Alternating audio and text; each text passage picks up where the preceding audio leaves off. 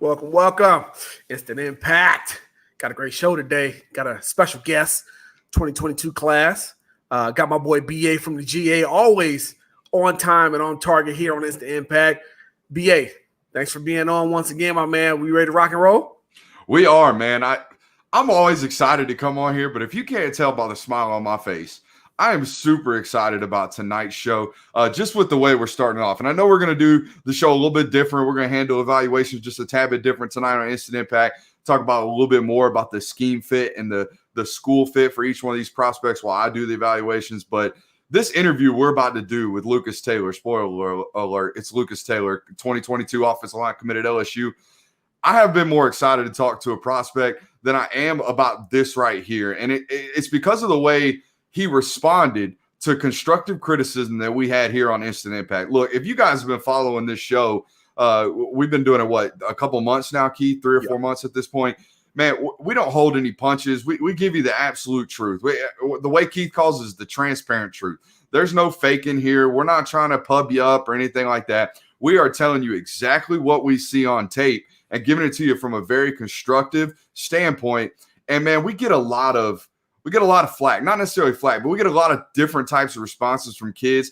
This kid, Lucas Taylor, at 16 years old, had the best response of any player and prospect that we've had recently on this show, and I'm excited to have him on. There's no question about it. He's definitely shown from afar a very mature way of going about his business and how he plans to develop and grow as the LSU commit. So without further ado, let's bring in the young man himself, Mr. Lucas Taylor, LSU commit in the 2022 class, a recent commit. Lucas, thanks so much for joining Instant Impact. How you doing? Good. How are you? Thank you for having me on.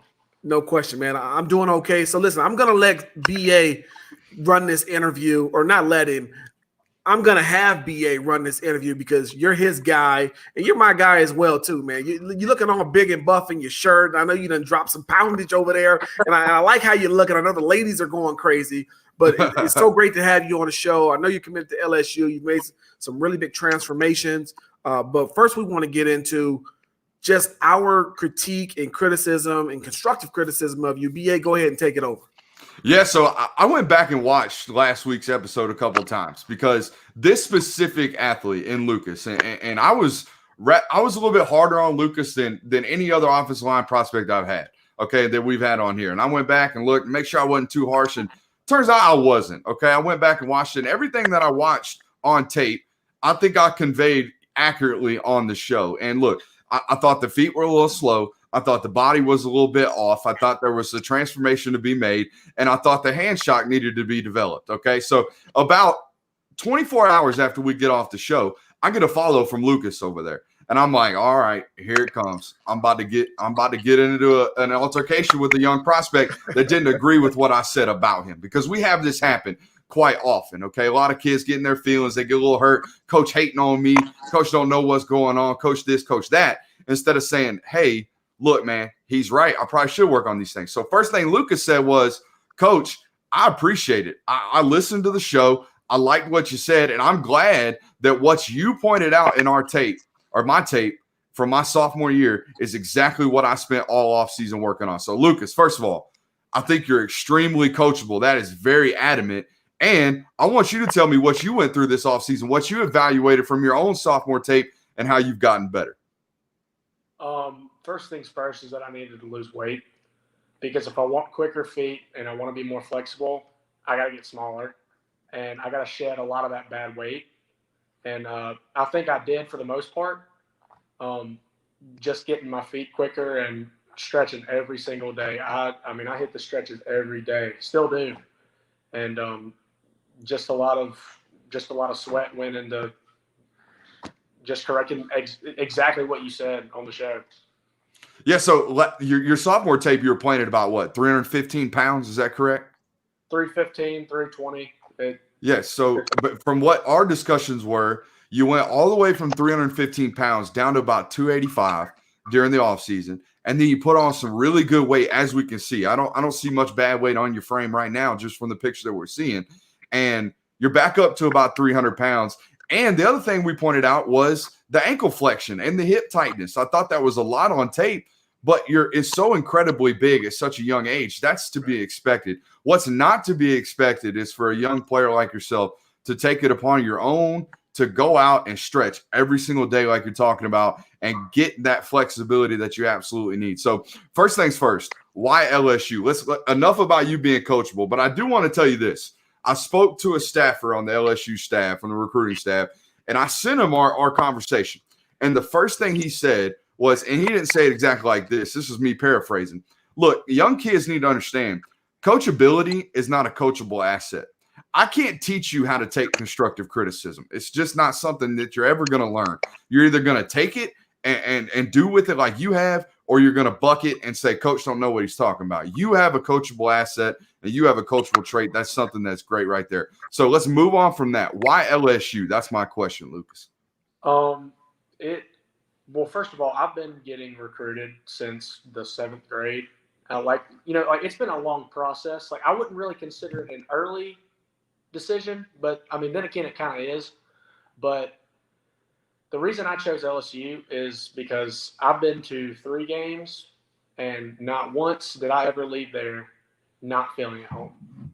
Yeah. And just the relationship that I have with Coach O and Coach Bowen and even Coach Craig, like I talk to them once or twice a week, every week for the past, probably 3 months since I got the offer. And they really just made me feel like a priority. And plus it's only 2.5 hours away from home. I mean, I'm not really a homebody, but I mean, I do like to see my mama every now and then. Coach, can you tell he's a Bama boy? I can't tell. No, Lucas, that's fantastic. And staying home, or at least close to home to mama, it sure is near and dear to a lot of our hearts. Here's the question I have for you. LSU is such a beautiful place down in Baton Rouge. How do you think you're going to assimilate into the culture down there in Louisiana? I think I'll fit in perfectly, honestly, because Coach O, himself, he's a Southern boy like I am. And as a kid, he worked on a shrimp boat. I'm from pretty much the same upbringing. Every weekend I'm outside either chopping wood or working construction or whatever. Even that's one of the things that Coach Craig said about me. I'm a blue collar type person. I like to work hard. And I really think that's the kind of culture that Baton Rouge is just a bunch of hardworking people. And, they're just good Southern folk. Say yes, ma'am, no, ma'am. And that's what I like about it.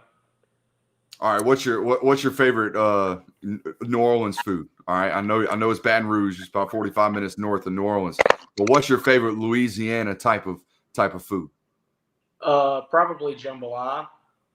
Me and my dad make some pretty good jambalaya outside. We do it every Mardi Gras. We're big Mardi Gras fans. Yes, sir. All right, Keith, you got any questions? I got a couple more. Yeah, absolutely. I want to get back to your trips to LSU and how you felt like home. As many of my followers and my fans know who follow the show, I took a trip to LSU last year. I took my wife, and we went down for the Florida game. Spent a lot of time inside the recruiting area with the coaches, with the recruits. And what I could tell genuinely off the bat was it was a family atmosphere, and the LSU not only was going to be bringing in big-time talent in the 2020 class, but tremendous talent in the 21 and 22 classes. What can you tell us about your 2022 class and some of the guys that you are targeting to bring along with you in that LSU class? I know that we have a dang good quarterback signed up. Me and Walker Howard talk a pretty good bit, and we're trying to fill. I don't want to be the offensive lineman. I don't want to be the only offensive lineman that's coming. And, I want a good O-line room to play beside because, we got to play as one. And, you got to have some dogs right beside you, And I just want an overall good team. LSU, really, I can help as much as I want, but LSU recruits itself. And I'm a firm believer in that because the first thing I thought when I stepped on campus was like, man, I like this place. You go inside Death Valley, there's nothing like it. True. Facts. I mean, I don't know why people don't want to go to LSU. Look at him. He put the salesman pitch on already. He's 16 years old, and he's selling the Tigers. I like that a lot. Coach O is going to like that a lot. Lucas, Keith and I talked about you moving to guard when you get into college. Is that something LSU's talked to you about? Is that where they see your fit moving more forward in your college career? No doubt. Yes, sir. Yeah, Coach Craig has already told me that I'm either going to play left or right guard. Maybe center. I don't know. But, I mean, I'm going to do whatever's best for the team. I'm telling you, man, these Bama boys, they cut. He said he works in construction or he's out chopping wood. I mean, how many guys we have on this show? Keith, I know you got a lot of them West Coast boys out there. Ain't none of them boys chopping wood working construction. So it's a little bit tougher out here. Over quarantine, when I wasn't able to like get out to the facility and work out and stuff, me and my dad so my dad works in electricity with like power lines and stuff. Mm-hmm. He got an old power line and we cut probably like a 10-foot long piece out of it. And I was using that as back squat for about 2 months while I was just doing the good old barn workouts. Bama boys. No question about it. Hey, listen, Lucas, offensive line and offensive line players near and dear to my heart. Now, I know my buddy B.A., he played offensive line in college, and he specializes in it. But I've got 2 older brothers who were both offensive linemen. One was a tackle. The other one was a tackle and a guard combo. And I know the importance, not just the importance, but the impact that offensive line can not only just have on an offense, but I think on the culture of a team. So my question for you is, when you are on that offensive line and you are lined up getting ready to get that ball snapped, what's your thought process? Just my philosophy, if you're going to do anything, you might as well be good at it. So every time I get up to the ball, I mean, there's only one option, and that's to whoop that dude's butt. And, I mean, that's pretty much my thought process. I'll give you a little bit of mine. Mine was always assignment, alignment, and first step. That's what – I mean, as a center, it's a whole different conversation because you got to get everybody kind of, in the right position. But if we're in a pass protection, we got to worry about all that kind of stuff. But to me, it was always first step. What foot I got to step with first, focus on. You look like you got to say something, Lucas. What's up? Oh, yeah. Technique-wise, yes. First assignment, where I'm going. Yeah. What step I'm going to take to get there. What kind of, like if I have to take a bucket step, if he's, a 3, or if I'm trying to reach a wide 5. Just analyzing the defensive player to see if he has any, tendencies.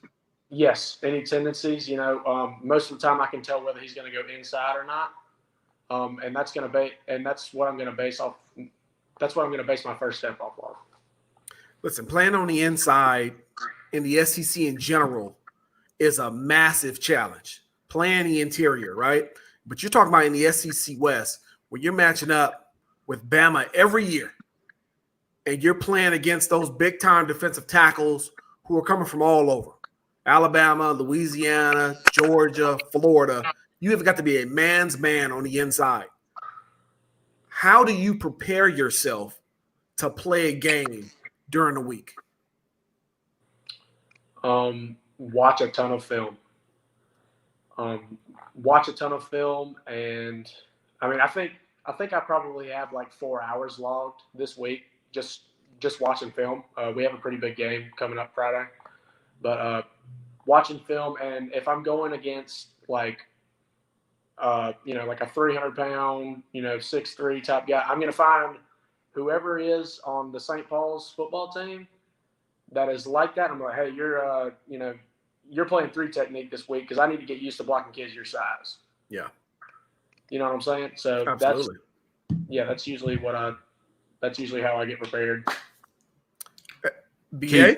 Keith, I'm sold, baby. I am sold. Matter of fact, when we sit down and have our 2020, now I got to watch the tape, Keith or Lucas. The next 2 years, I'm going to have to evaluate further. I know y'all got a delayed start. Or no, y'all are already playing out there at Alabama. Totally different. I was thinking Louisiana. Yes, so I'm going to send me all the tape you got. I'm going to keep evaluating it. But I'm going to tell you what, when we sit down in our SI All-American position rankings and all that good stuff, I'm going to have some good things to say about Lucas Taylor because coachability, when I listen to an offensive lineman tell me that he's watched 4 hours of tape in high school, look, I was a smart football player. I loved watching tape. I ain't watched no damn 4 hours worth of huddle when I was in high school. I'm going to tell you that right now. So not only are you dedicated, you've completely transformed your body. You're a player that's only going to get better from what we saw in your sophomore tape, and you're an LSU commit. So those things already leaning forward.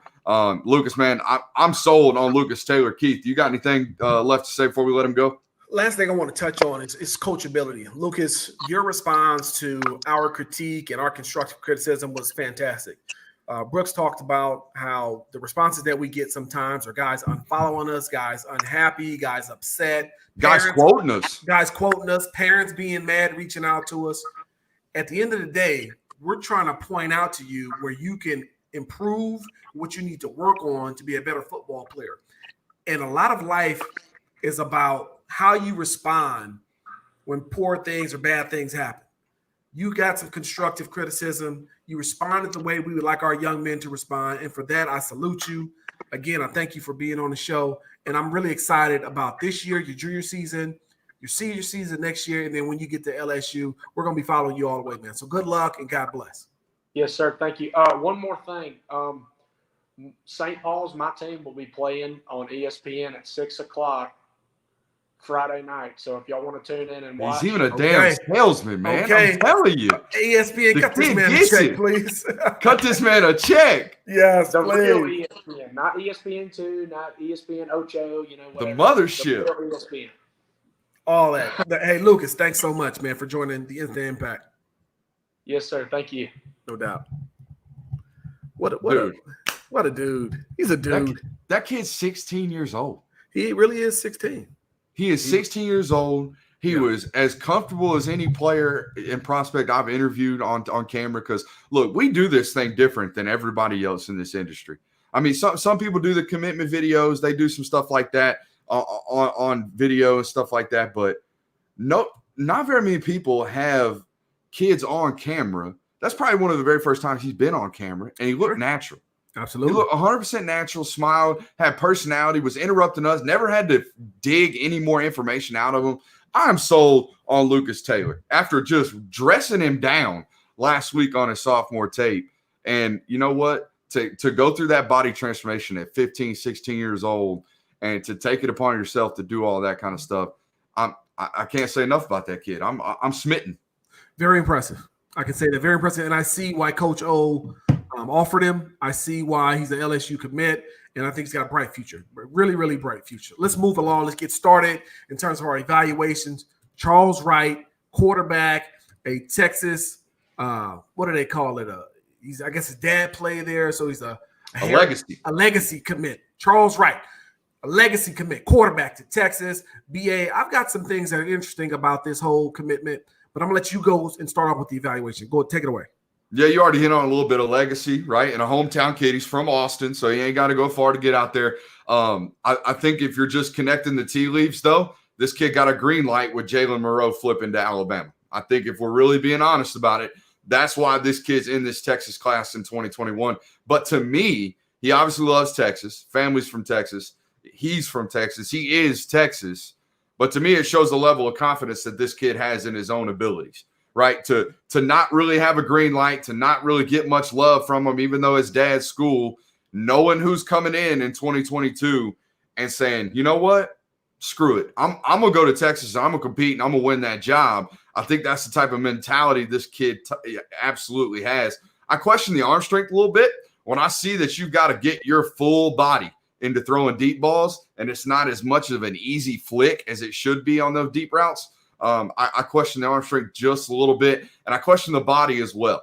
Not an overwhelmingly physically impressive athlete, 6'1", about $195, but he looks even lighter than that in the pads. So not an overwhelming frame if you're just looking at it. But what I do love about this kid's tape, and the number one thing for me is a quarterback, right? We got to see good decision-making, but I also want to see whether or not you can make tight window throws And this kid's got tight window throws all up and down the tape. I mean, he can fit into a window. Also got this really interesting side flick about him. When he gets, a little ramble or a little scattered and has to scramble and do things off balance and off platform, he's got this real easy kind of sidewinding throw, can throw it from all different arm slots and arm angles, which is very important for a kid who, again, this ain't a 6'5" athlete. It's a guy that's listed at 6'1", probably plays at about 6'1.5", 6'2" in pads and whatnot. I would have loved to have seen this kid go to Houston or SMU or a smaller school like that. It really light it up. And I think that's where he might ultimately finish his college career because guys like this, most of the time, if they don't play, they go get some playing time. And I think this kid is the type of kid that if you let him get into an air raid system that lets him move and throw the ball 40 times a game, he's going to light you up. I like the kid's moxie a lot. I just don't know if this is a top-end Big 12 type of athlete. Tom Herman is a guy who's done a good job now recruiting quarterbacks over the last couple of years. If you look at what they have and what they're bringing in, you got Sam Ehlinger, who's going into his 4th year as a senior. But, of course, the NCAA has already granted guys an extra year of eligibility. Sam Ehlinger is not going to be a big-time NFL draft pick, right? He's a guy who's probably a really good candidate to come back for a 5th year of playing college football, right? So that's number one in the tank for Tom Herman. Number two. And let me stop you on one right there. Do you think there is a player in college football that is loving his experience more than the starting quarterback at Texas? No. Probably not. No. Probably That's not. Pretty much the creme de la creme in terms of enjoying your college experience. Having a great time. In Austin, right? Yeah. So you have Ehlinger. He looks like he's probably going to have a 6 year. So you have that, right, for Charles Wright. Then in the 2020 class, they signed probably the best dual threat quarterback outside of Bryce Young in the country, which is Jaquindon Jackson from Duncanville, right? Who's a special talent, a really special talent. I know Jaquindon not only as a ball player, but as a person, he's a special kid, right? With special intangibles and leadership abilities.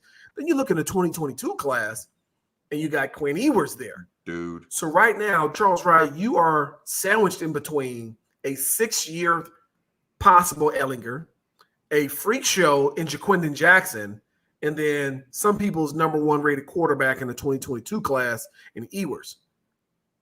Keyword some people, because we're going to be talking about one of the guys that's fighting for it for me here in a little bit. Listen, Charles Wright, I understand you're a legacy commit, and that's where it stands right now. I don't know how long he's going to stay at Texas. If he does stay, it's great for him. If he doesn't, then go find a place to play. It's going to be a tough way to get on the field if that's what his goal is, BA. That's my call. Let's move along. Kelvin Gilliam, defensive end, commits to Oklahoma. This is important. This is really important for a number of reasons. BA, I'm going to let you start with the eval, but I got some interesting nuggets on the back end. Yeah, 6'3", 245 pounds. This is a Big 12 defensive end frame right now. The only question is, what's it going to look like after a few years of a college football weight program?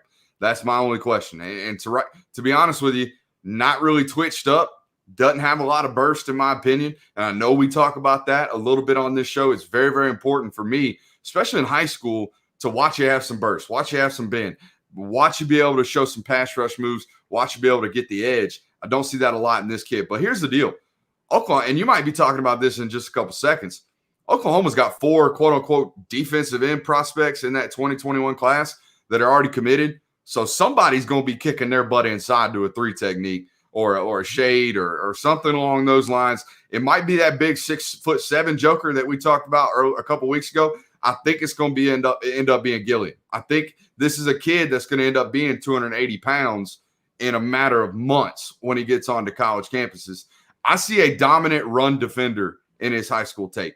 I see a guy that can really set the edge, can really shed blocks, and can really tackle behind the line of scrimmage and get flat. I don't see an edge rusher. That's my only question at this point. So, again, that just kind of goes to show you that, to me, the future is at the defensive tackle position. And I think he's got overwhelmingly beneficial athleticism at that position when he gets there in college. Yeah, it all depends on how his body develops, correct? So, is this guy an edge guy? Probably not, right? The probability is he's going to kick inside. But here's the issue. Defensive coordinator Alex Grinch came highly recommended from Ohio State. Great coach. I really like this guy. Brings the type of energy and the type of enthusiasm to the game. I think he's really good with his X's and O's and his schematics. But the top sacker on the team last year was Ronnie Perkins, right? At 6.5 sacks. You're in Oklahoma in the Big 12 where they throw the ball a ton, and your top sack man has 6.5 sacks. That's embarrassing. And additionally, they gave up 28 points per game. And let's not forget, Joe Burrow threw 7. Count them. 7 touchdowns in the first half. They gave up 49 points in that first half in the Peach Bowl. Oklahoma has got to get better on defense. It starts with talent, it moves to development, and then it goes to schematics. They got to get some pressure on the quarterback. They have to get in the backfield early and make some plays. Because if not, people are going to continue to outscore them in these big games. And Lincoln Riley's going to end up becoming frustrated and pulling all of his beautiful golden locks out. Here's my thing. If you're Lincoln Riley, you believe as much as you do in your own offensive system and your ability to win with what you've got on the offensive side in terms of talent. You're Oklahoma. You're probably the biggest and only big school really nationally contending and recruiting in that Midwest area. Why not just solely focus on getting dudes on the defensive side of the football? Get your quarterback, get a receiver every year like they do now, and then load up on that defensive side of the football. Make it your priority to go get guys to play out there in that Big 12. I don't think they've been doing that over the years. I think they're starting to slowly move into that. But again, man, if you're Lincoln Riley, you coach up offense probably better than anybody in the country. Know you can do that with just about anybody and go get some dudes on defense that the Big 12 hasn't really seen. They need some elite the difference is they need elite recruits on defense. They're getting them on offense, right? They have them on offense. They're deep. They got a lot of talented players. They do not have it on defense. They're trying to get it. And I think this young fella right here has got a chance on the inside. Let's move along. Gunnar Stockton commits to South Carolina. Dual threat quarterback, big time player. BA, I know you like this guy's tape. You've talked about it on a number of occasions. Go ahead and share with our viewers what you saw. Absolute hand cannon. I mean, an absolute hand cannon. This dude can throw any ball on the field. I put him up there with just about anybody that I've evaluated. I've seen Jared Garantano throw all summer. This dude's got that type of arm. Garantano can make every throw on the football field. Harrison Bailey can make every throw on the football field. Got to see him all week. Well, guess who trains with him with the same quarterback coach as Tony Ballard here in Atlanta? Gunnar Stockton. Guess who's probably got a bigger arm? Gunnar Stockton. And he's 17 years old or 16 years old, rising junior up there at Rabun County. He's got a legitimate shot, Keith, to break Deshaun Watson's passing record here in Georgia. Deshaun Watson passed for over 14,000 yards in high school. Gunnar right now on pace through 2 years of high school football is on pace for about 13,000 yards. And what I'm going to tell you is at Rabun County this year, they're going to throw it about 350 to 400 times in this season alone. Okay. He is the entire offense. And he's their leading rusher. That's my only concern. If you're South Carolina, I would be calling and look, South Carolina is as well plugged into this recruitment as any recruitment they've ever had. All right. Mike Bobo's dad, George Bobo, taught this kid how to throw the football when he was young. Wow. All right. The Bobo family has deep roots in Rabun County. I'm honestly surprised it took this long for Gunnar to pick South Carolina and commit, because the Bobo family and the Stockton family are really well connected. And guess who his high school football coach is? J-Bo Shaw. If you know the name Shaw, you know that Connor Shaw is on the staff at South Carolina. So it was a sewn up deal. Again, I don't know why it took this long for him to even commit. He's the whole offense. I would be concerned that they're running him a bit too much. People claim he's a dual threat quarterback. I'm going to tell you something about AA football in Northeast Georgia. Ain't a whole lot of dudes running 4.4s out there on that football field. Okay, so he gets to run all up and down the football field as a ball carrier and stuff like that in high school football right now. I wouldn't let him run 15 times per game like he does in high school and college, because it ain't that frame. It's really not. He's really not a big kid. He's 6'1", 6'2". He almost, to me, he looks a lot like Baker Mayfield. Really, I mean, he's a little taller, a little thicker, but that's what it looks like to me. You're buying the arm here. And the arm's as good as anybody you're going to find in this 2022 class. And I'll take it a step further. It's as good or better than anybody in that 2021 class, too, in terms of arm talent and arm strength.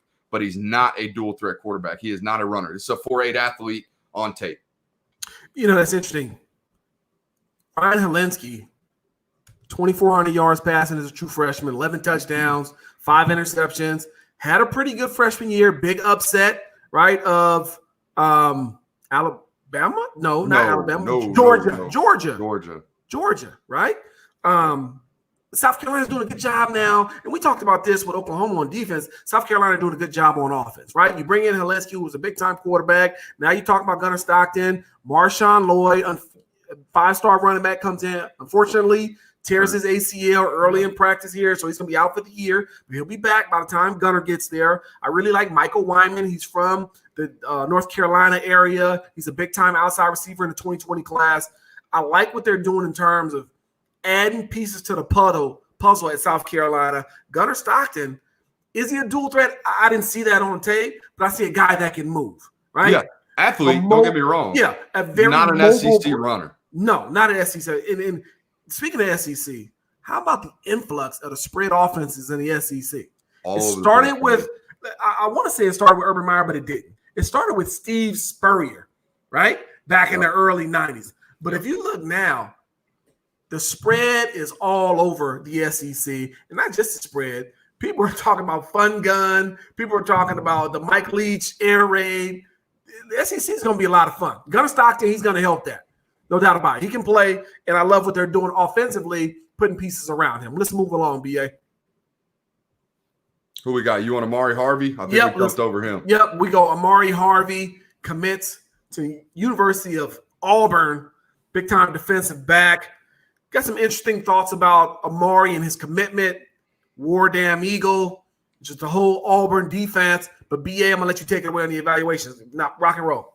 Yeah, I mean, plays strong safety in high school. I don't see a safety just based off the frame, okay? Real thin, wiry football player. He's got some pop to him, but we'll get into that just in a little bit. 5'11", $170 maybe, $175, maybe soaking wet, 180 pounds. So to me, I see a slot corner. I see a guy that's going to be playing in the slot when he gets into college, and Auburn does that a bunch. They roll 6 DBs a ton there with Kevin Steele, so you might see that when he gets to college.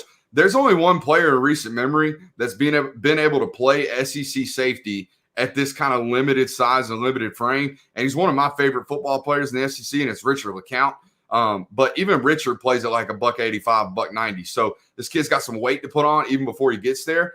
But he's got that kind of thump on tape. If you watch him, he can really stick his nose in there and really got some pop in his pads. So that's good to see if he wants to stick his safety. But again, you're trying to overcome a lot of odds when we're talking about this frame. The only guy I've been able to see do it is Richard LeCounte. Typically, when we talk about SEC safeties, we're talking about Xavier McKinney, who stretches up to 6'2". We're talking about, what's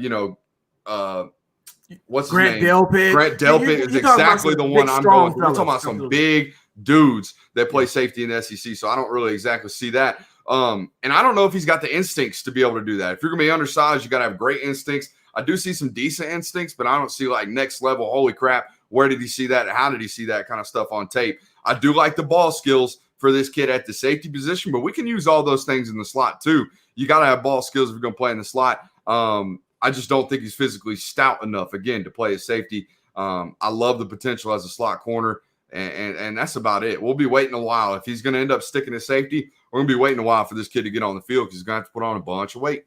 First of all, big shout out to Kevin Steele. I mean, you talk about top 5, top 8 defensive coordinator across the country, always putting out a good product on defense. Last year, Auburn was 8th in the country in passing yards allowed. They were 10th in passing touchdowns, and they were 6th in interceptions. Okay, here's the issue.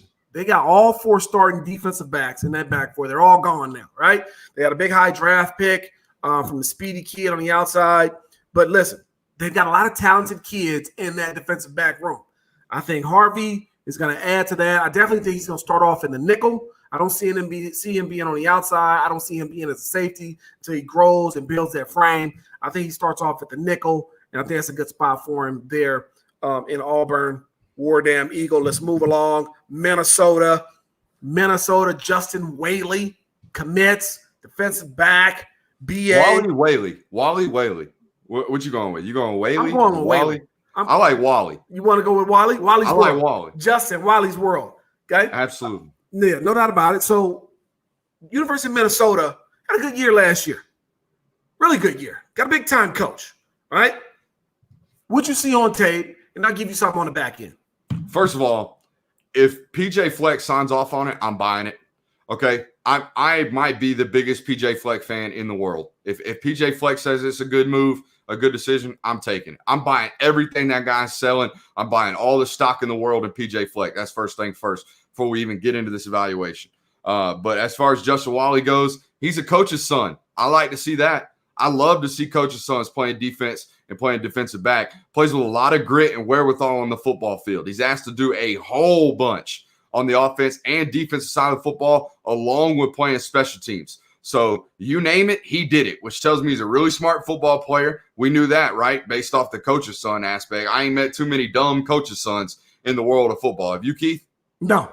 I don't even think I ain't never met one. I don't think they exist. They don't allow them to happen. Yeah. So he's got above average recovery speed, and ball skills, which you pair those two things together, you got yourself a great defensive back. The only thing is he hasn't really isolated on one position. So he's only going to get better when he gets into college. When you give this kid a chance, and we see this all the time with players like this in high school that play a multitude of positions, when you let them isolate on one, they get so much better, so much faster when they get into college because they're just focused on one thing, as opposed in high school where they had to be the entire every single year during my college career. That's 8 games year in and year out against Mississippi college football teams. I can tell you one thing. The phrase that all these kids say nowadays, quote unquote, I'm built different. All of them say, I'm built different. I'm different. I'm going to tell you what, it's 100,000% true about kids from the Mississippi. Okay. Those kids from the SIP, they are different. Every single one of them are built different. This kid, you might catch this kid walking around Minnesota's campus in the middle of winter with no damn coat on.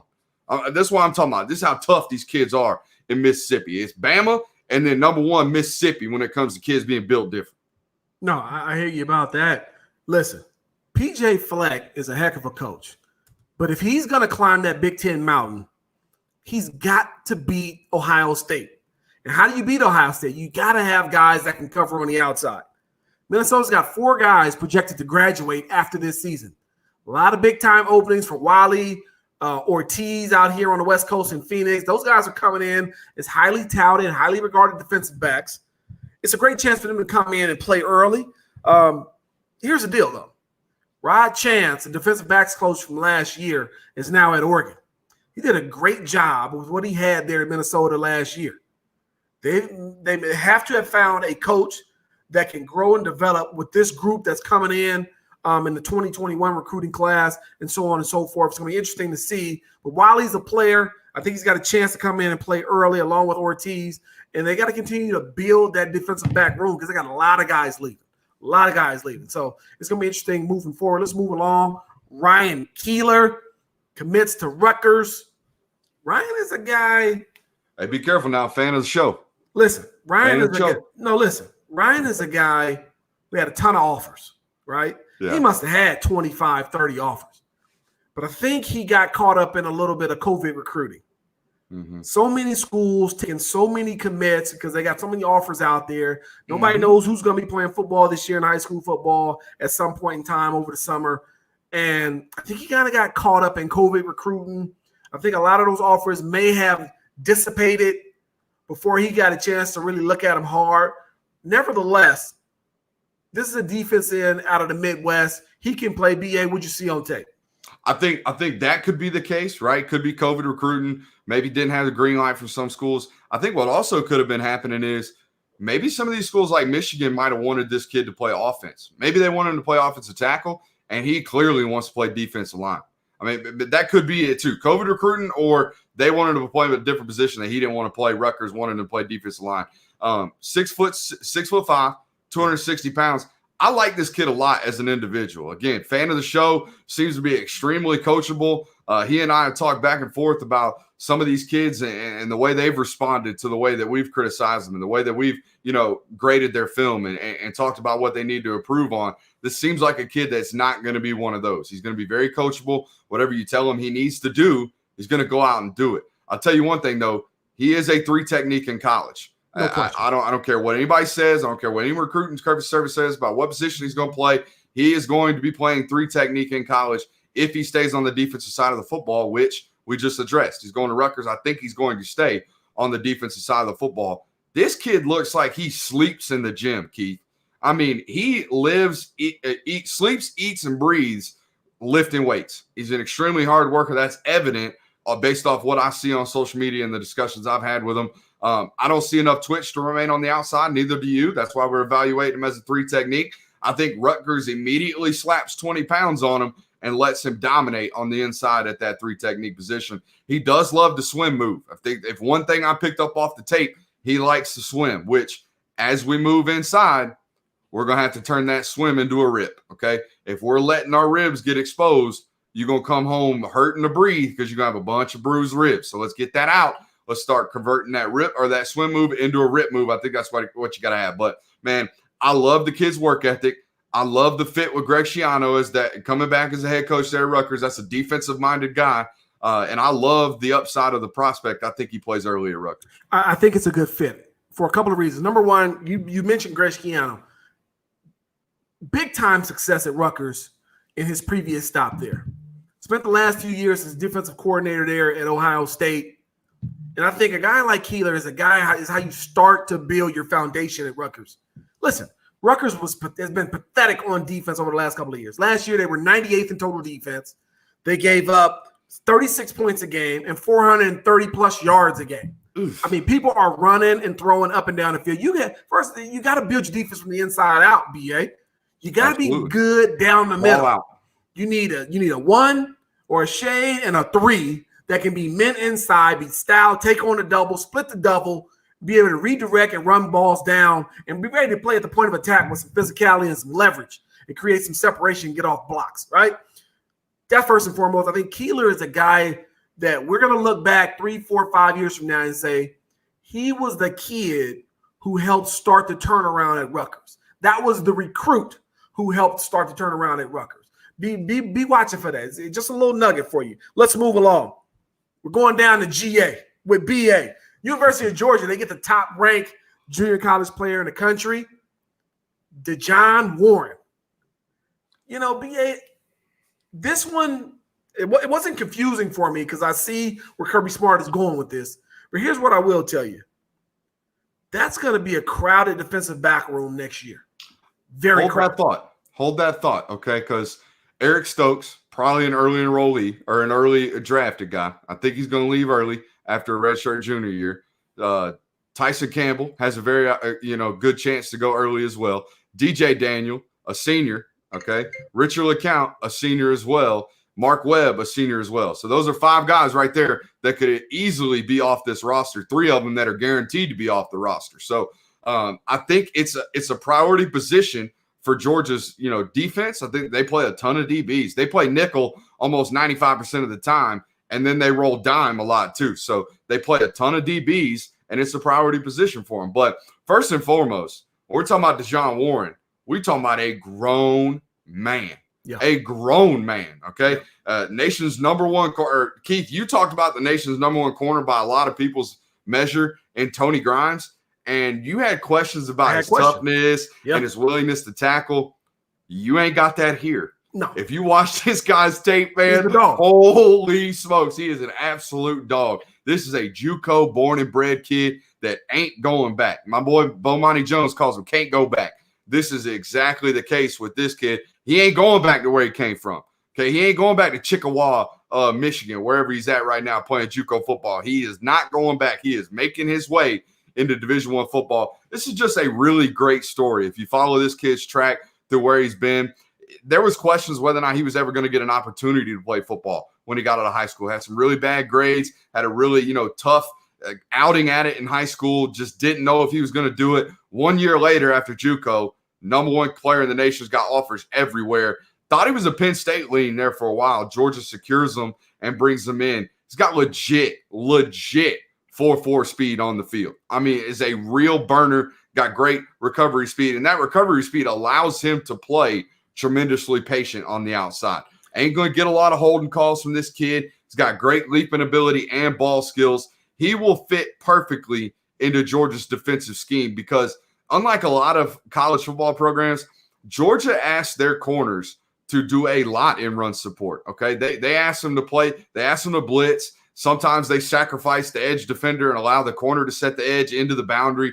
They do a whole bunch of stuff that requires corners to play extremely physical. And this is what this kid does. Dejon Warren, to me, has NFL corner written all over him. All over him. I see an NFL body. I see an NFL attitude. I see an NFL ball skills. I see NFL traits all over this kid. I don't know how much he's going to play early on at Georgia next fall, but he's going to be playing similar to what DJ Daniel did last year. Listen, I don't know what Kirby Smart is selling down there in Athens, but I'm telling you, these recruits are buying. Dejon Warren's a big-time player. There's no question. He's got every trait or every attribute you're looking for in a big-time quarter or NFL prospect. Love the size, love the speed, love the physicality and the ball skills. Here's the deal. Tyson Campbell came out very highly regarded. Yeah. Out of South Florida. Very highly regarded. Taper this take, by the way, because I'm going to let you know he's lighting it up right now at Georgia. Yeah. Well, here's my point. He came out of South Florida, very, very, very highly regarded, big-time prospect from American heritage.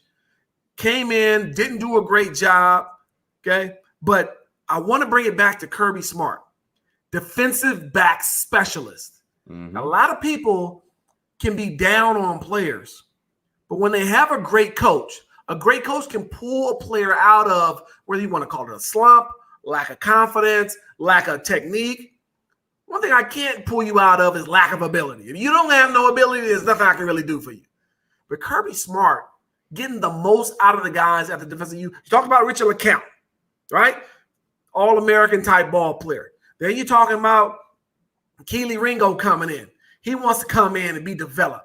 How about Tyreek Stevenson? Yeah, Tyreek Stevenson. Elite athletes being developed by probably the best defensive backs coach in college football is Kirby Smart. Now, I've had a chance to be on the field with Nick Saban. I've had a chance multiple years in a row at his summer camps, watch him, listen to him, work with him, coaching defensive backs. Great defensive backs coach. But can Nick really relate to the young ballers these days like that? Not like Kirby can, right? No. Not like Kirby can. So I'm going to give Kirby an advantage in terms of relating, building relationships, and really grooming these young kids. Love what he has in Warren, and I think it's a match made in heaven in Athens. That's what I really do believe that. You asked what Kirby Smart's selling. Here's what Kirby Smart's selling. Every coach in the world's selling playing time, but not a lot of coaches can actually put the numbers in front of kids and say, look how many kids I play every single year. Last year, Georgia had 45 players on that defensive side of the football that got at least 100 snaps. That's big. Think about that. 45 players that played at least 100 snaps. They play a ton of guys in a ton of different assignments and alignments. It's a really complex defense, but they coach it up really, really well. I spent about 3 hours last night watching that tape, and I've seen complex defenses. I've seen defenses play a lot of guys. I don't see that very often, what they do at Georgia. So I think that's what he's selling. He's selling the opportunity, and he's selling that G, man. He is absolutely selling that G. It's his alma mater, and he is absolutely killing it. No question about it. Let's move along. Arizona State, they get a big-time commitment from the number one. How many times are we going to talk about Arizona State, first of all? Listen, holy cow, they are on it. Herm Edwards and Tony Edwards. They're doing a great job. Ezra Dotson. Oh, yeah, Tade. Another one of those Nigerian brothers. Another one of them Nigerian brothers, man. Number one center in the country. Commits to ASU. Here's the deal. ASU is doing a great job nationally. That's the thing. Arizona State is not or at least was not a national brand. They have become a national brand now. And let them put together a couple of big-time bowl wins. And this is going to start to get real interesting down there in Tempe. Love this commit for Arizona State. Last year, they started true freshman right guard, Donovan West, who played in the World Bowl for me. He was a freshman All-American, all Pac-12 freshman team guy. Started at right guard. Now they get the top center in the country to commit. Arizona State building something up front. BA, what'd you see on tape? I mean, first of all, when we talk about Arizona State, they got a quarterback. They got the quarterback. So I think that's going to solve a lot of problems moving forward. They're going to win a lot of games out there in the Pac-12 when they get started back playing football. I love this kid's athleticism. I mean, holy cow. that they pull this kid. Not often you see high school centers pulling out on toss sweep and jet sweeps, stuff like that. They let this kid do it because he's that much of an athletic freak. And I like the leverage he plays with too. When he gets his hands on you on the outside, I mean, I'd like to see him play with a little bit more inside hand placement. But even at that point, he likes to steer guys, which means he understands playing with leverage. He reminds me a lot of Travis Kelce. Just the way he moves, or not Travis Kelce, Jason Kelce, Jason Kelce. His brother. He reminds me a lot of Jason Kelce at the center position in the terms that he's going to allow you to do a lot of stuff with your schematics up there up front. Okay, you don't have to worry about odd front surfaces because you can get this guy out with a simple down block from a guard and a pull and a wrap from this kid because he's that kind of athlete. I think he almost works to the second level a little too quickly when I watch the tape because I think he's just that quick. I think he's that fast. Those things are going to slow down just a little bit when he gets into college. Spend a little bit more time on the first level there, Ezra. We'll figure out how to get to the second level because you're going to get there. Trust me, you're quick enough. I do have questions about the play strength, though. That's the only thing I worry about just a little bit. He's a little light, a little thin in the skin, about 6'3", 285, 290 pounds, wherever you find him listed. He's going to have to play at 310, 315, even in the Pac-12 there in the center of that offensive line. I don't see him uprooting the guys a lot, okay? I don't see him taking angles out of guys and flat backing. I see a lot of side backing, if you will. I see a lot of him turning guys. That's what I talked about earlier, playing with leverage, learning how to steer guys. But I also want to see every once in a while, especially if you're going to play on the interior, I want to see you bring your hips, take out the angles of the defensive lineman, and then literally flat back him, lay him on his back. That's what I'm talking about when I say uproot guys. I don't see a lot of that from Ezra's tape, but I'm buying every bit of this athleticism, every bit. This is the way I played center when I was in college. I had to be a mover like this because I wasn't able to uproot guys because I wasn't the biggest, strongest guy out in the world. I like watching this kid's tape because I wish my high school coach would have allowed me to do a lot of what they allow this kid to do, and that's get out in space and play in space. Listen, Arizona State needing some help up front. Only averaged 24 points a game last year. Bringing in some big-time receivers like Johnny Wilson, big-time running back Daniel Nagata. They need some guys up front that can move some guys, work second level, get to third level on screens. Ezra Dotson. Oh, I'm just going to call him Ezra EDO up front for Arizona State. Let's move along. Nebraska. They gave up 28 points per game last year. 336 yards per game. Where is the black shirt defense? Improvement, yes. Definitely not where they want to be. I remember the black shirts, right? Guys like Grant Winstrom. Yeah. Two-time All-American. Guys like Jared Thomas. Okay. Guys like Terrell Farley. Okay. Toby Wright. Black shirt defense in Nebraska has a long history of great football players and great team defense. Haven't been that lately.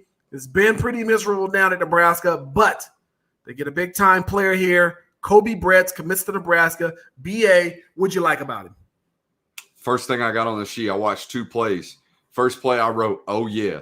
And then the second play, I wrote in all caps, oh, yeah, on this one. I like this kid a lot. I love the identification skills. Remember what we were talking about earlier in the show about watching the kid's tape and like, how in the hell did you know that was coming? That's all over this kid's tape. It's like he's got, this type of mind that just he sees it before stuff happens. I don't love the frame, but the good news is plenty of room and space to put weight on this kid that he's going to need. And that's what college weight programs are all about. There's a real quick click in this kid's football game. When he identifies it, he's coming downhill like a rocket. And that's great to see as a safety because some of these guys we've been evaluating, I see a lot of hesitation in their football game. I don't see no hesitation in this kid's tape. Everything on tape tells me he is a high character football player. We talked about this with Javon Ballard, the Georgia commit last week. Everything you need in terms of looking for high effort and looking for correcting teammates' alignment, looking for communication, it's all there on tape. I don't have to be on the sidelines to see it. That's how much it stands out. And I guarantee his high school coach would attest to it as well. I didn't see him drop a lot. I didn't see him do a lot of stuff in coverage. Maybe that's just because he didn't play against a bunch of air raid football teams up there in Nebraska. I don't know how they'd be playing high school football in Nebraska. I don't go out into Nebraska very often. I don't think very many people go out into Nebraska very often. It's Nebraska. But they kept this kid in state. That is very, very important because I think they got themselves a ball player. And eventually we'll get to see if he can drop. Even in the Big Ten, you got to be able to drop. I know they run a lot of pro-style offenses in the Big Ten, but you're going to run up against Ohio State. All right, you're going to run up against teams that throw the football a lot. and you're going to have to be able to play some coverage. We'll see if he can do it. Maybe he can. I just didn't see it on tape.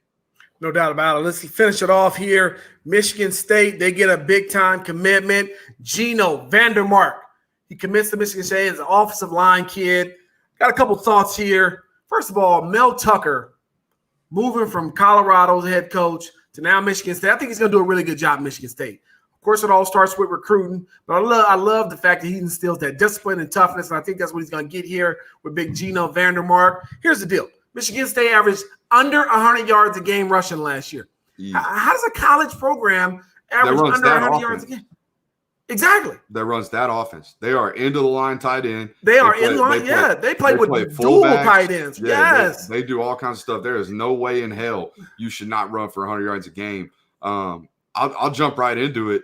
This is a Michigan State offense for what they used to do, or for what they're trying to do. They didn't do it successfully. Obviously, this is what you just laid out. But he's a monster. He's 6'5", 300 pounds. At least that's what he's listed at. On tape, he looks like he's 330. I mean, he is really, really big, especially in the lower half.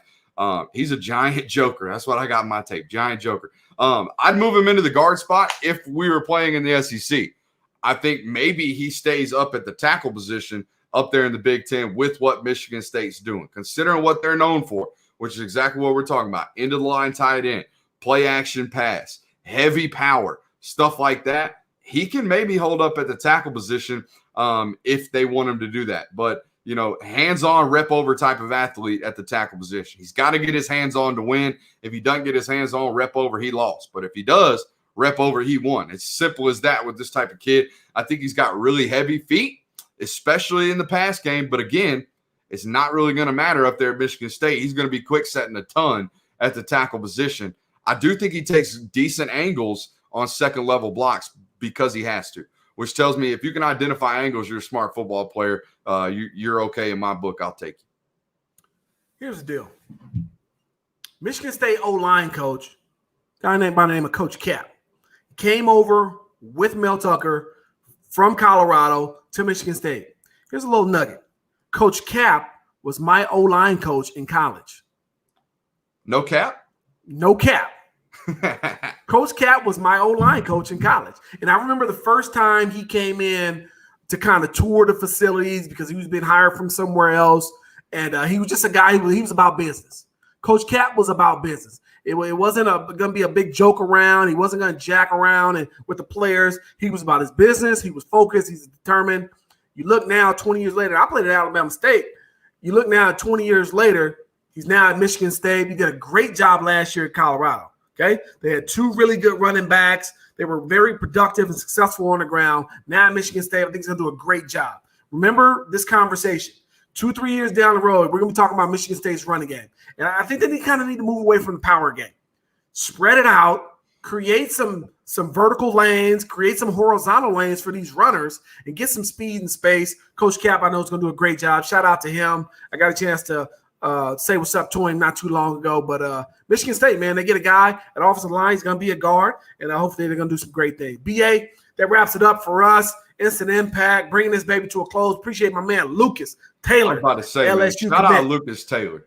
Yeah, man. Shout out Lucas Taylor for coming on and showing love. And I appreciate him. I know BA appreciates him, and we're looking forward to following his journey. But until the next time, it's Coach Keith, BA from the GA, Instant Impact. We'll see y'all when we see y'all. Peace.